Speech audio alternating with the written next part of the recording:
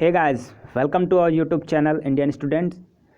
काफ़ी सारे प्रश्न जो है काउंसलिंग से संबंधित जो है लोग पूछ रहे हैं। Counselling, call letter, course allocation कि सर कॉल लेटर नहीं आया, कोर्स अलॉट नहीं हुआ। तो इस वीडियो के माध्यम से आपके कुछ प्रश्न जो डाउट्स हैं उन्हें जो है क्लियर करने की कोशिश की जा रही है।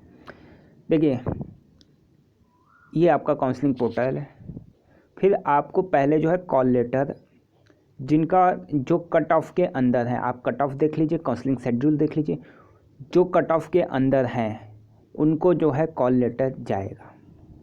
ठीक, मान लीजिए 102 लास्ट कट ऑफ है। अब जो 101 पाया है उसको कॉल लेटर नहीं जाएगा, जो 102 पाया है उसे जो है कॉल लेटर जाएगा। आप कॉल लेटर के सेक्शन में यहाँ पे कॉल लेटर देख सकते हैं अपना। यूजी के यूजी के आ चुके हैं, पीजी के अभी नहीं आए हैं।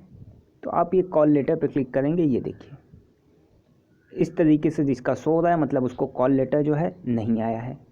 ये आप मान लीजिए उसको कॉल लेटर नहीं आया है, ना आएगा अगर यूजी में है तो।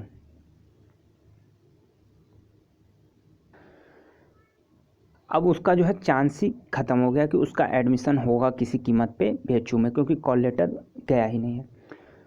फिर जब कॉल लेटर तो प्रेफरेंस इंटेक का कोई ऑप्शन ही नहीं है, ये भी ख़त्म, कैंसिल आपका।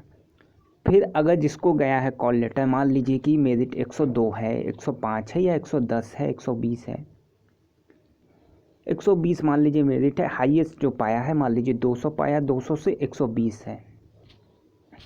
अब इनकी काउंसलिंग हुई, ठीक। तो जो शुरू से पहले 200 को अलॉट होगा सीट, फिर 199, इस तरीके से नीचे क्रम में जो है सीट आपको अलॉट होती जाएगी, सीट या कोर्स। फिर जैसे यहाँ पे सीट ख़त्म हुई, वहाँ पे आपको सीट मिलनी बंद, वहाँ पे एडमिशन जो है फुल हो जाएगा। भले ही आपकी काउंसलिंग 120 नंबर पे हुई हो और यहाँ पे मान लीजिए 180 तक आते आते, या 160, 150, 130 तक भी आते आते सारी सीटें फुल हो गई, तो ये इस 120 वाले को एडमिशन नहीं मिलेगा, तो उसको जो है कोई कोर्स अलॉट नहीं होगा, तो ये सेक्शन भी उसका खाली रहेगा।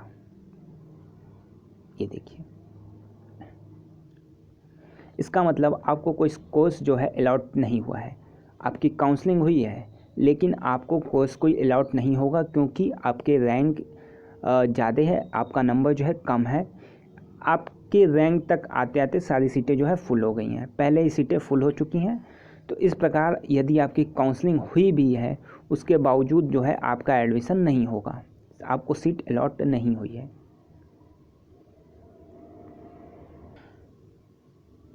फिर ये लास्ट ऑप्शन आपका हॉस्टल का होता है। अगर सीट अलॉट हो गई है, ठीक ठाक रैंक यहाँ पे है, तो आपको हॉस्टल भी अलॉट हो जाएगा। यहाँ क्लिक करके आप देख सकते हैं, ठीक। अब आते हैं यदि आपको कोर्स अलॉट हो जाए तो।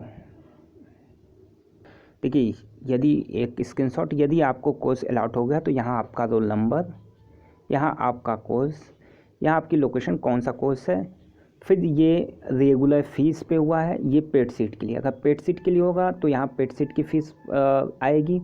रेगुलर सीट पे हुआ है, रेगुलर फ़ीस पे हुआ है, तो आपको रेगुलर फ़ीस जमा करनी पड़ेगी। और ये लास्ट में आपका पेमेंट की डेट है कि लास्ट कब आप तक जमा कर सकते हैं, ये महत्वपूर्ण है, ठीक। इसको आप लोग देख लीजिए, जो डेडलाइन आपको दी गई है उसके अंदर आप फीस पेमेंट कर दीजिएगा। 24 घंटे तक का टाइम होता है आपको, 24 घंटे 48 घंटे इतना टाइम आपको मिलता है। तो इस तरीके से जिसको कोर्स अलॉट हो गया, इस तरीके से उसके काउंसलिंग पोर्टल पे शो करेगा। और जैसे ही आप फीस पेमेंट कर देते हैं, आपका फ़ीस पेमेंट सक्सेसफुल हो जाता है, आपका जो एडमिशन है वो कंफर्म हो जाता है। तो एडमिशन कंफर्म होने के लिए आपको फ़ीस जमा करना होता है, फीस जमा आपका एडमिशन कंफर्म, ठीक। तो ये सारी चीज़ें हैं, परेशान मत होइए। अगर जिनके काउंसलिंग लेटर नहीं आया तो वो कट ऑफ के बाहर हैं, उनका नहीं आएगा। और जिनका काउंसलिंग हो गया है, उनको अगर सीट अलॉट नहीं हो रही है तो उनकी रैंक जो है ज़्यादा है, ठीक। और कोई प्रश्न है तो आप कमेंट बॉक्स में पूछ सकते हैं।